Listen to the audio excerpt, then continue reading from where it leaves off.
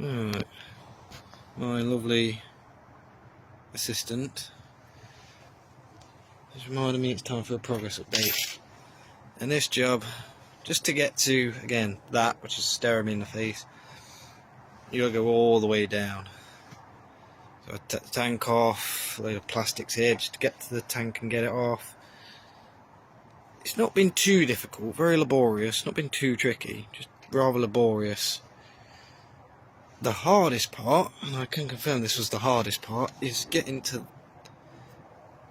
these down here, if you can see them. 1 second. Yeah, get my stick. These. And this. These ones ain't too bad, as you can see. Same again, them two there, not too bad. Same on the airbox side, there's one there, so it's not too bad. I got to that one. The two in the middle, however. So there we go. It's just there, pick it up on camera, just there. Little tiger down there, just hiding down there. That was horrible to get to. There we go. That was horrible. But my Allen key just barely reached over here and pushed it down, so luckily I was able to crack that one off. But this one doesn't look too bad. I mean, obviously it looks like there's plenty of gap, but your average Allen key just don't fit. Literally just don't fit. It's not got the room here.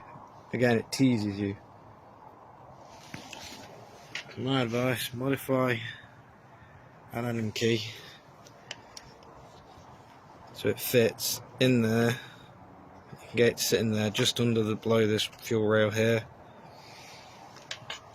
and then with another bar or something you can kind of lever up, and you can see where I'm going from. Yeah, tricky job. As you can see, it's winter, but it was daylight. It's now night. But I'm almost there. I think I managed to get them off. I don't know if it's going to come off now. Let's see when I get to it. Next level down. FJRs. I seem to specialise in having a lot of stuff to remove before you can get to anything you want to actually work on. But there we go.